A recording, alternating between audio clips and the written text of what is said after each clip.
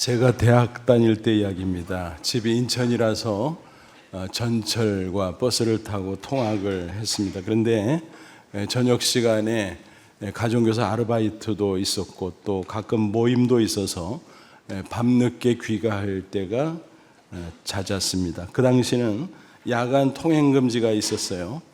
자정이 되면 사이렌이 울리고 길거리에 다니는 사람을 경찰이 잡아갔습니다.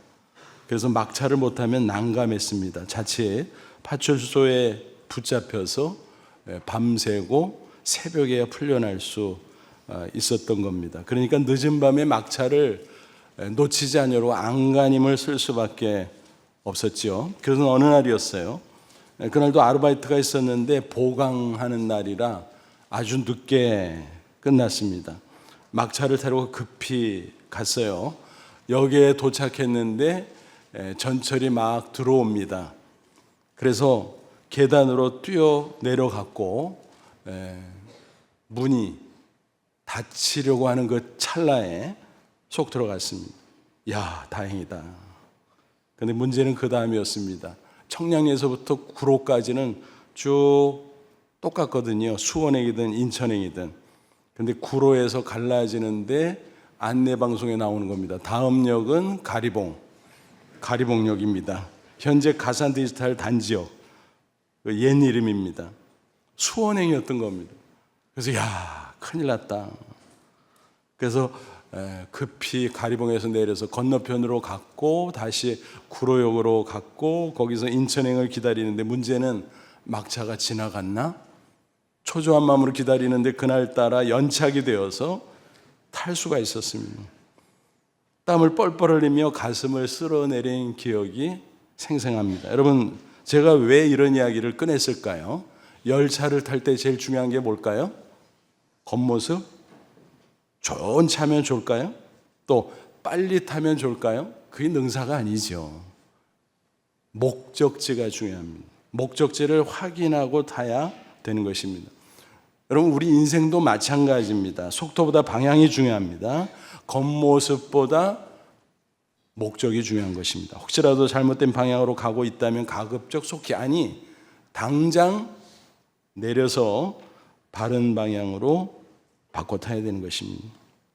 오늘 본문을 보니까 나인성 과부의 외아들이 죽었는데 그 장례 행렬이 예수님과 마주치게 됩니다. 그리고 방향을 틀게 됩니다. 놀라운 사건이었어요. 예수님께서 그 장례 행렬을 사망의 방향에서 생명의 방향으로 틀어 주셨던 것입니다. 모든 인생은 사망의 방향으로 가고 있습니다. 그러므로 예수님을 만나서 생명의 방향으로 반드시 틀어야만 하는 것입니다. 비유해서 말하면 영원한 사망으로 향하는 지옥의 열차에서 내려서 영원한 생명으로 향하는 천국 열차에 올라타야 된다라는 것입니다. 여러분 어떻습니까? 이미 천국 열차 타고 있습니까? 그럼 그 확신 가운데 살아가시기를 바랍니다. 근데 혹시라도 이 자리에 단 한 명, 나는 교회 처음 나와서 나는 교회 좀 꽤 다녔는데 개인적으로 예수님을 잘 모르겠어. 나의 구주로 믿고 영접하고 그런 경험이 없어. 그러면 죄송하지만 아직 천국 열차를 타지 못하신 겁니다. 아무쪼록 오늘 말씀을 통해서 다시 한번 각자 체크하시고 천국 열차에 탑승해서 복된 인생 살다 저 천국에 들어가는 저 여러분 다 되시기를 축원합니다. 나인성은 작은 마을이었어요. 그 마을에 한 과부가 살았는데 외아들과 함께 살고 있었어요. 상상해 보세요. 남편과 사별했습니다. 힘들게 어린 아들을 애지중지하며 키웠어요. 세월이 흘렀어요. 그러다 보니까 청년이 됐어요. 얼마나 대견할까요? 때로는 남편처럼 의지하기도 했을 것입니다. 그런데 이게 무슨 일인가요? 사연이 뭔지 성경에 기록되지 않아서 몰랐지만 갑자기 죽은 겁니다. 청천벽력, 얼마나 기가 막혔을까요? 상상해 보십시오. 그 죽음은 도저히 형언할 수 없는 큰 슬픔이었을 것입니다. 그런데 그때 마침 예수님께서 나인성 성문을 향해 가까이 가까이 다가가고 계셨습니다. 제자들이 뒤따르고 무리가 뒤따르고 행렬이었습니다. 그런데 성 안쪽에서 장례 행렬이 나오고 있는 것이었습니다. 12절 보세요. 성문에 가까이 이르실 때 사람들이 한 죽은 자를 메고 나오니 이는 한 어머니의 독자요 그 어머니는 과부라. 그 성에 많은 사람도 그와 함께 나오거늘. 그 당시 유대인의 장례 행렬은 이랬어요. 우리랑 좀 달라요. 맨 앞에 유족 대표가 앞장서요. 그 과부가 앞장섰겠지요. 발걸음이 떨어져요. 너무 슬퍼서 울고 불며 발걸음을 옮기는데 떨어지질 않는 거예요. 그 바로 뒤에는 피리 부는 사람과 곡하는 사람들이 있었을 것입니다. 아무리 가난해도 유대인 가정에서 장례가 있으면 최소한 피리 부는 사람과 곡하는 사람 몇 명은 초청합니다. 그들이 뒤따라가고 또 그 뒤에 관을 맨 사람들이 갔고 그 뒤에 마을 사람들과 지인들, 조객이 따라갔을 것입니다. 그 그림을 한번 그려보세요. 얼마나 처량하고 얼마나 슬프고 고통스러운 행렬입니까? 그런데 이 두 행렬이 교차되고 있는 것입니다. 예수님은 성 안쪽을 향해 가시고 또 그 장례 행렬은 성 안에서 밖으로 나오고 그러면서 마주쳤습니다. 인간으로 우연의 일치지라고 말할 수 있지만 그렇지 않습니다. 하나님 안에서는 우연이 없어요. 참새 한 마리가 하늘을 날다가 떨어져도 하나님의 허락이 있어야 된다고 말씀했습니다. 그러니까 하나님의 섭리였다라는 것입니다.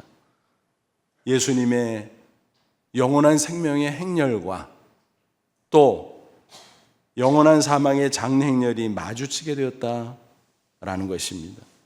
여러분, 모든 인간은 예수님을 만나기 전에는 죄로 말미암아 사망의 행렬을 지어서 갈 수밖에 없습니다.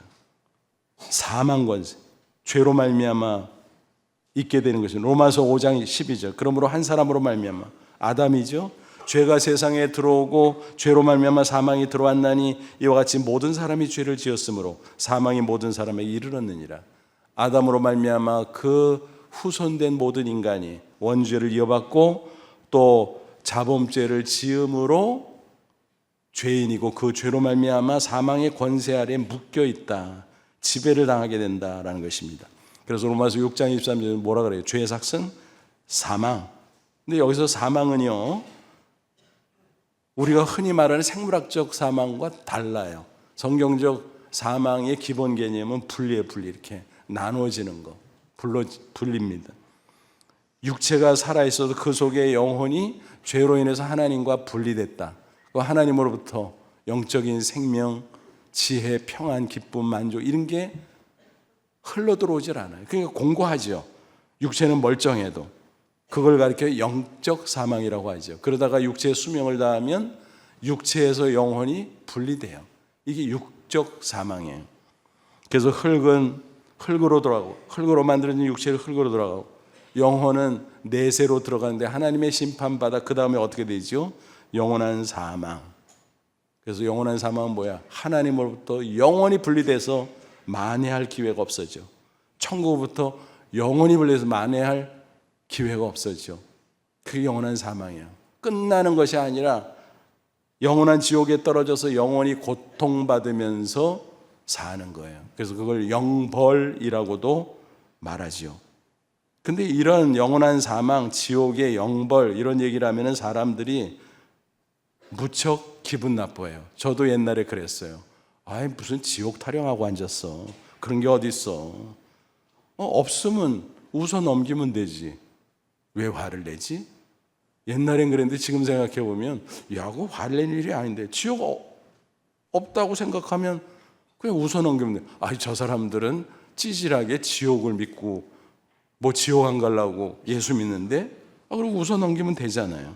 또 야, 지옥에서 큰일 났다 그러면 나 예수 믿고 천국 가야 되겠다. 그러면 신앙생활 하면 되잖아. 근데 참 이상해요. 왜 기분 나빠하는지 이해가 잘 안 됩니다. 논리적 모순이죠. 이런 사망의 권세가 모든 인간의 삶을 지배함으로 말미암아 영원한 사망을 향해 가면서 또 이 세상에서의 삶도 겉으로 보면 멀쩡하고 때로는 호화로운 것 같아도 그 영혼이 곤고하고 불행하고 각종 고통과 여러 어려운 환난들이 끊임없이 그 인생을 흔들어 놓는다는 것입니다. 이처럼 사망 권세는 그 힘이 너무너무 강력해요. 누구도 스스로의 힘으로 이겨낼 수가 없어요. 그래서 결국 영원한 사망으로 끌려갈 수밖에 없다는 사실입니다. 이처럼 강력한 사망 권세를 묘사하는 구절이 고린도전서 15장 55, 56절에 있습니다. 사망아 너의 승리가 어디 있냐? 사망아 내가 쏘는 것이 어디 있느냐? 사망이 쏘는 것은 죄요 죄의 권능의 율법이라. 여기서 쏘는 것 반복해서 나오죠. 쏘는 것이 뭘까요? 간단히 말하면 독침이에요. 독침. 악한 원수 사탄이 인간의 죄를 고리로 사망의 독침을 가지고 쏘려고 막 따라다닌다라는 거예요. 일평생 괴롭힌다라는 거예요. 그게 죄와 사망의 권세라고 하는 것입니다.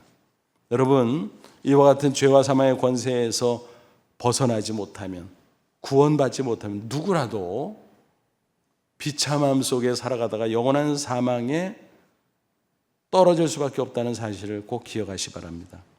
그런데 감사하게도 예수님께서 사망의 행렬을 생명의 행렬로 바꿔주셨어요. 13절 보세요.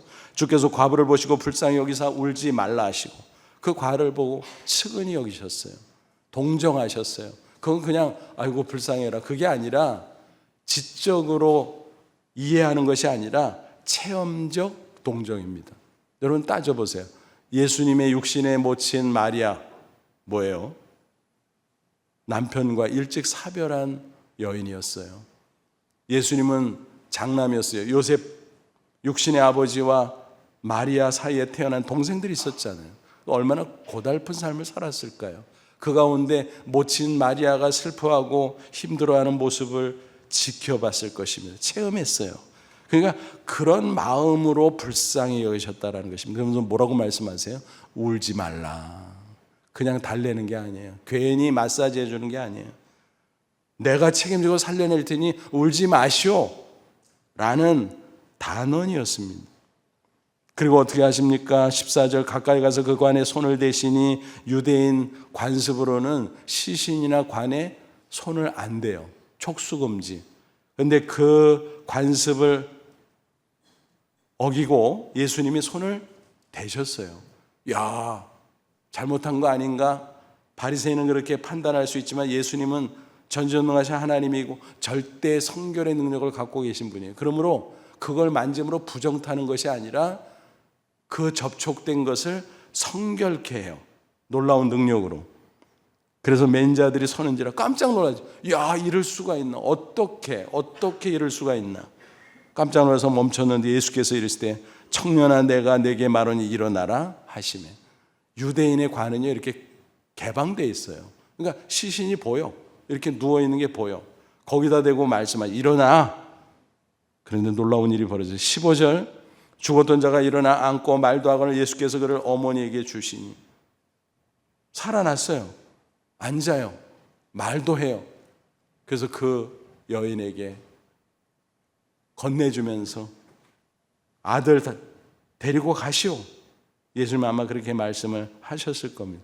사망 권세 이기고 정복하신 승리의 주님의 멋진 모습입니다. 그렇습니다. 예수님은 생명의 주님의 그 안에 생명이 있어요. 여기서 말하는 생명은 육적 생명이 아니라 영적 생명을 가리키는 거죠. 따라서 예수님을 모신 자는 생명이 있고 예수님 모시지 않은 생명이 없고 그래서 영원한 사망에 떨어지는 거예요. 예수 믿는 자는 생명의 권세 아래 있고 예수님을 부인하는 자는 사망의 권세 아래 있고 그런 겁니다. 요한복음 5장 24절 예수님 말씀하셨어요. 내가 진실로 너희에게는 내 말을 듣고 또 나 보내신 하나님을 믿는 자는 영생을 얻는 이미 죄와 사망에서 구원받고 영원한 생명을 얻었다라는 거예요. 따라서 심판에 이르지 아니 사망에서 생명으로 옮겼느니라. 영원한 사망을 향해서 가던 자가 방향을 틀어서 영원한 생명으로 가게 됐고 사는 동네가 완전히 달라졌다. 그래서 사망의 독침이 접근할 수 없다. 그렇게 됐다. 그게 구원이에요. 그게 구원을 통해서 얻은 영원한 생명이에요. 죽은 나사로 살릴 때도 말씀하셨잖아요. 요한복음 11장 25, 26절 예수께서 이르되 나는 부활이요 생명이니 나를 믿는 자는 죽어도 살겠고 무릇 살아서 나를 믿는 자는 영원히 죽지 아니하니 내가 이것을 믿느냐? 예수님의 말씀. 나사로 살렸어요. 나인성 과부의 아들 살렸어요. 근데 엄밀하게 말하면 이것은 부활이 아니라 뭐예요? 육체의 소생이에요. 그들은 후일 어떻게 됐을까요? 또 죽었을 거예요. 하지만 예수 그리스도 생명의 능력으로 어떻게 되나요? 부활이에요, 부활. 여러분, 부활은 뭔가요? 육체의 부활. 그것은 사람이 육적 사망을 통해서 육체와 영혼이 분리된다 그랬죠. 그래서 영혼은 내세로 들어가고 육체는 흙으로 돌아갔다가 썩고 분해되고 사라지고 없어졌네. 어디 갔지? 근데 하나님은 기억하시고 예수 그리스도 재림하는 그날 영광스러운 부활의 새 몸으로 다시 일으켜 주신다라는 거예요. 그게 부활이지, 그게. 여러분, 이것을 꼭 믿으시기 바랍니다.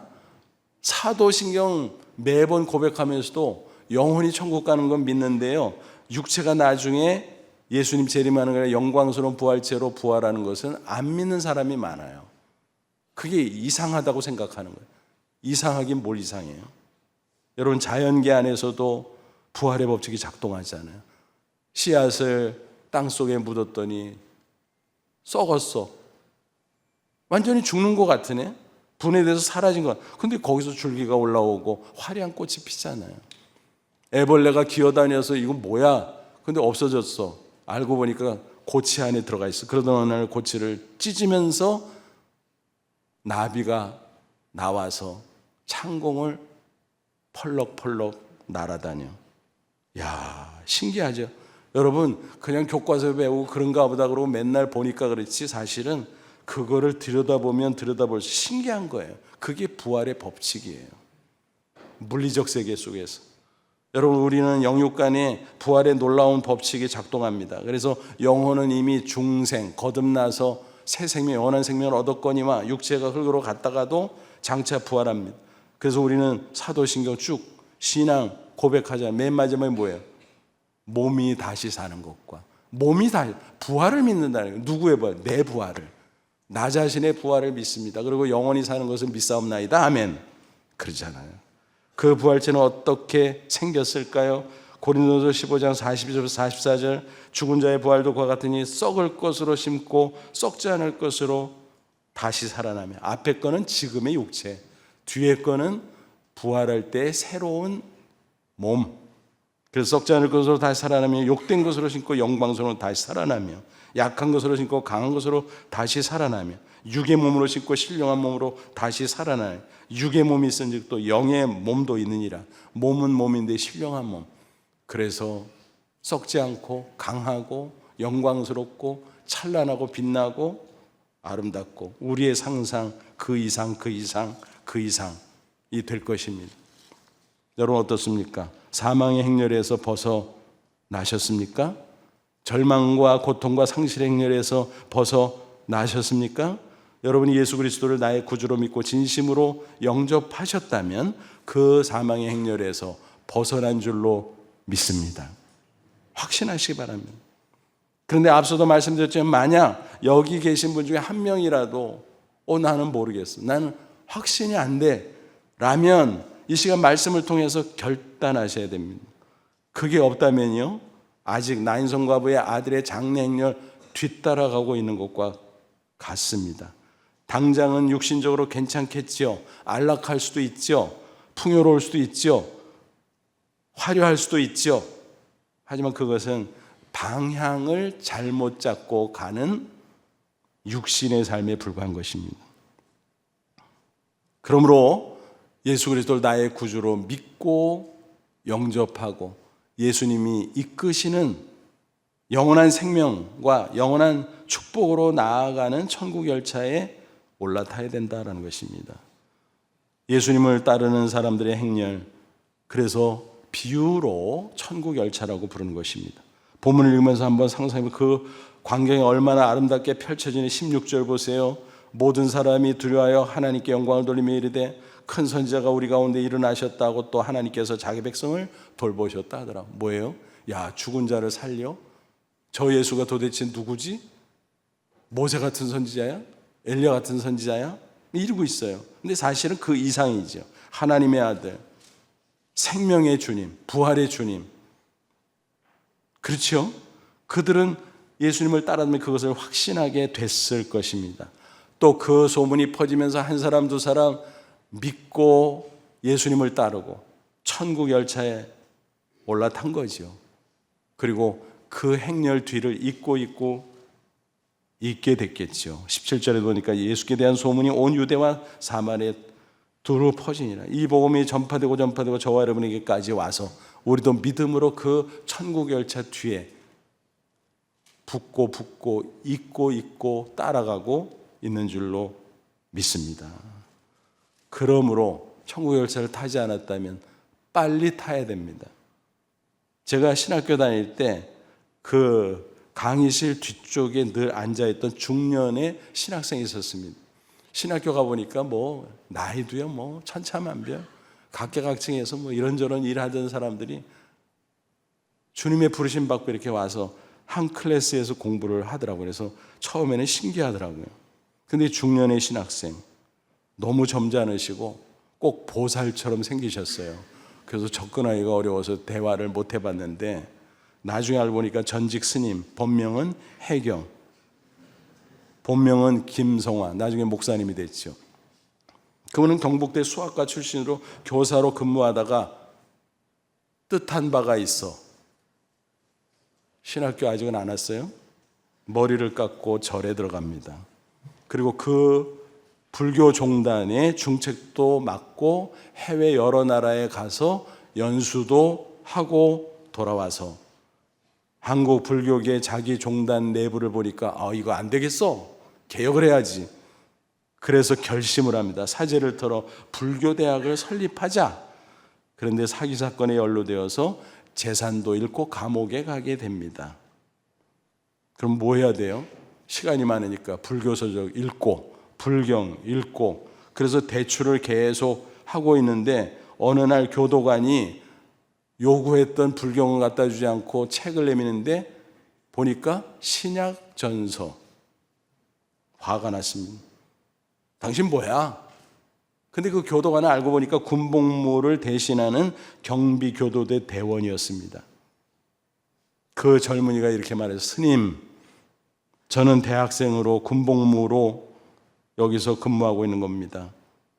스님은 대학에서도 강의했다고 제가 들었는데 진리를 탐구하는 분 아닙니까?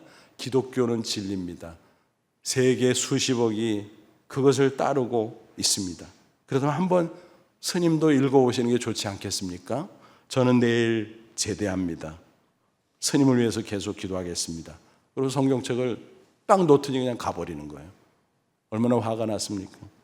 마음이 편치 않은 연부를 계속해도 마음이 편하지를 않는 거예요. 그래서 이게 도대체 무슨 상황이지 하다가 그래 뭐 이렇게 기왕된 거 예수쟁이들 무슨 소리 하지? 한번 볼까? 그러고 성경책을 읽기 시작하는데 마음에 막 변화가 일어납니다. 마치 복음을 접하니까 전개 감전된 것 같았다고 그는 나중에 고백을 했습니다. 신약 선생님 마태복음부터 읽었겠죠. 마태, 마가, 누가 1, 2, 3, 4, 5, 6, 7 본문.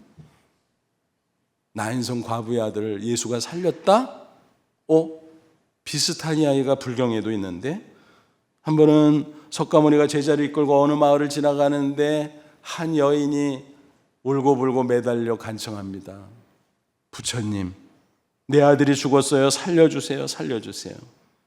그때 석가모니가 말합니다. 저 아랫마을에 가서 집집마다 찾아가면서 알아보시오. 죽은 사람이 없는 집이 있으면 그 집에서 쌀 한 줌 얻어오시오. 그리고 미음을 끓여서 그 아들의 입에다 넣어 주시오. 그러면 살아날 것이오. 얼마나 좋았겠습니까? 그래서 막 가서 집집마다 뒤지는데 있었을까요? 없었을까요? 죽은 사람이 없는 집이 어디 있어요? 다 죽은 사람이 있지. 모든 사람이 죽으니까. 그래서 돌아와서 없어요. 그러면 어떻게 그러니까 생자 필멸 생자필은 뭐예요? 산 사람은 언젠가는 죽는 법이라고. 인연이 있어서 태어나서 이 세상에 살다가 인연이 끊어지면 다 사라지는 법이요. 그러니 너무 슬퍼 마시오. 끝. 너무 다른 거야. 충격이었습니다. 성령께서 역사했어요. 마음이 열렸어요. 성경책을 열심히 읽었어요. 결국 예수 그리스도 하나님의 아들 나의 구주 믿음으로 영접하게 됩니다. 추록한 이후에 신학교에 갑니다. 그래서 그 교실에서 강의를 받고 있었던 거예요. 나중에 목사 안수를 받고 복음 전도자가 되었던 거죠. 이분은 결단했어요. 야, 내가 타고 가고 있는 열차가 이게 잘못된 방향이구나. 영원한 사망으로 간 지옥 열차구나. 내가 예수 믿고 천국 열차 올라타야지. 그렇게 됐던 겁니다.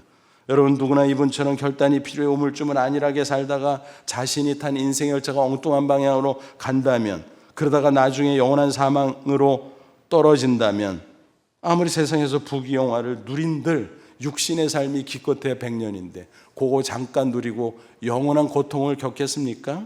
그래서 예수님 뭐라고 말씀하셨어요? 마태복음 16장 26절 사람이 만일 온 천하를 얻고도 제 목숨을 잃으면 무엇이 유익하리요?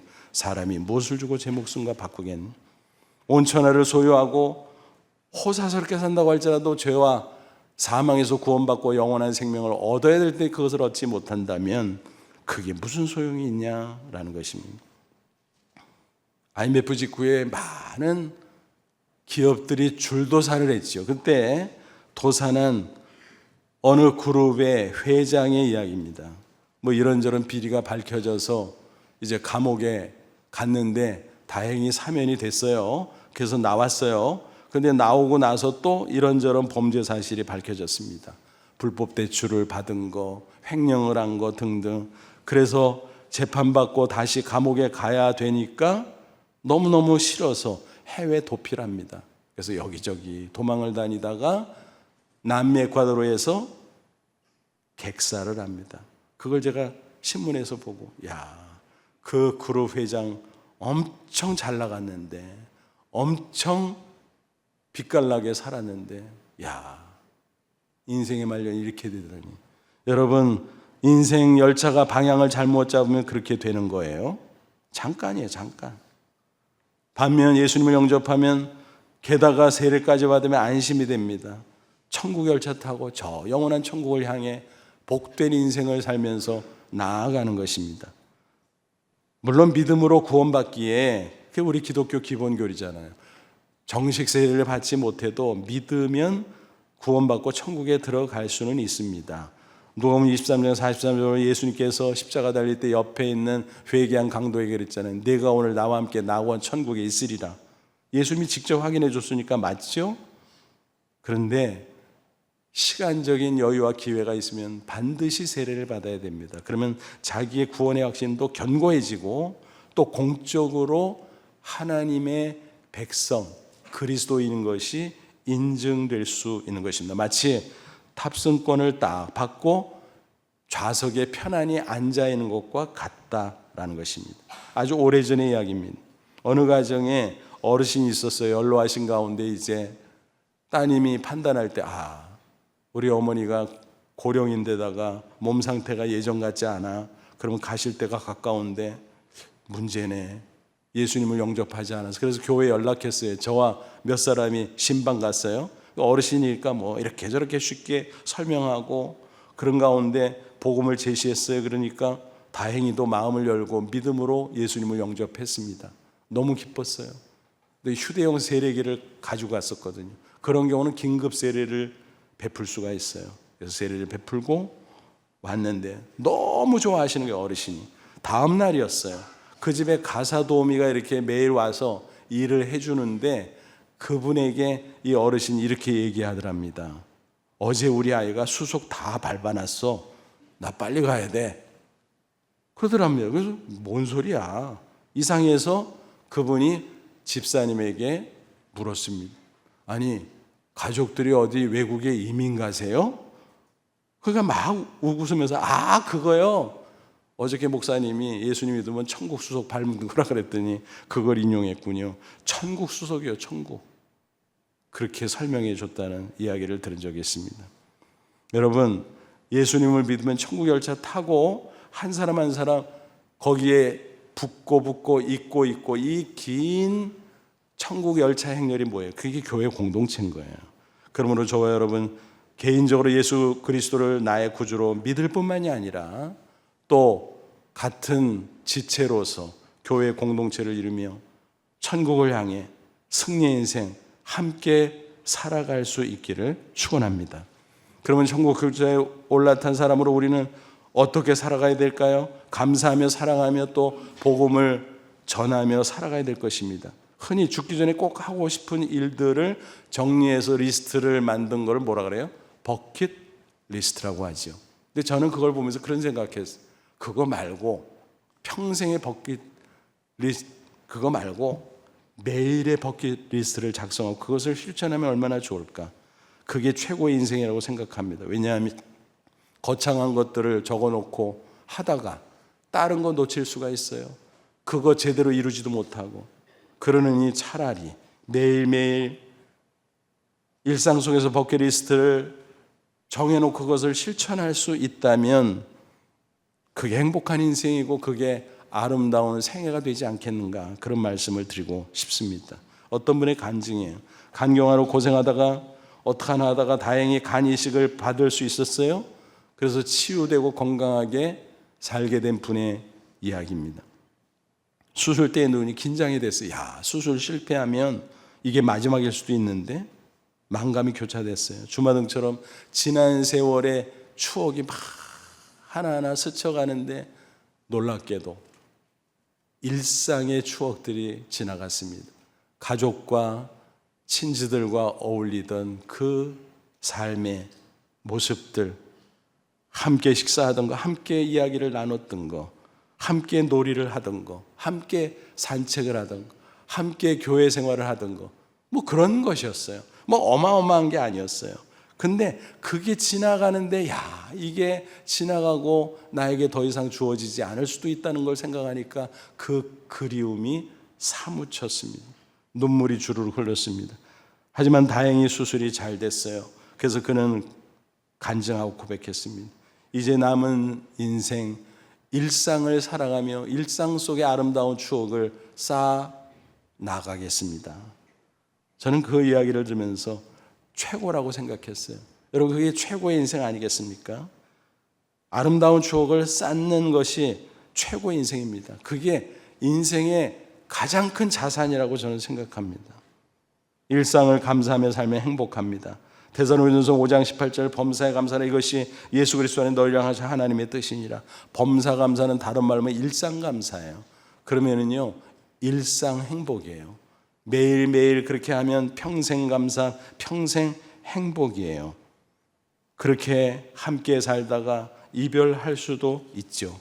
그러나 그 아름다운 추억이 남아 있다면 남은 자는 그 추억을 되씹으면서 위로받고 그리움을 달래며 천국을 소망하며 천국에서 만날 날을 기약할 수 있을 것입니다. 옆에 있는 사람들을 사랑해야 됩니다. 가족과 친지들. 언젠가 이별하죠? 앞서거니 뒤서거니.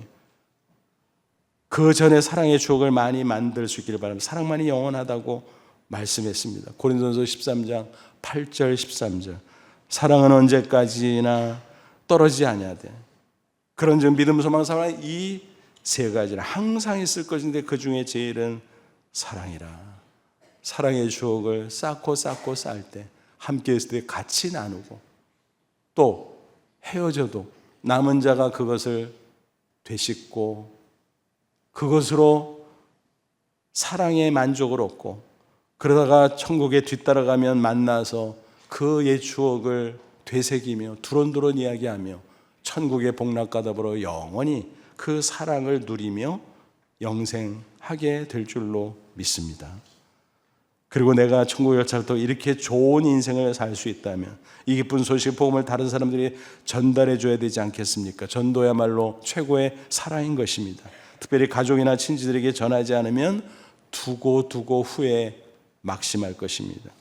제가 개인적으로 너무 좋아하고 배우기를 원하는 그리스도인이 있어요. 재미교포 고 강용호 박사. 그분은 정말 신앙과 인생의 모델로 정말 충분하다고 생각을 합니다. 그분은 뭐 들어보셔서 잘 아시지만 중학생 때 공에 맞아서 실명했어요. 중도 실명인. 굉장히 힘들지요. 시각장애에다가 부모님까지 돌아가시고 동생들도 있고 천의 고아. 이제 뿔뿔이 흩어져서 혼자 지내는데 얼마나 고통스러워요. 동생들 걱정도 되고. 그런데 예수님을 만났어요. 소망이 보였습니다. 때마침 대학생 누나가 와서 봉사해 줍니다. 서로 사랑하게 됩니다. 결혼합니다. 미국으로 유학을 갑니다.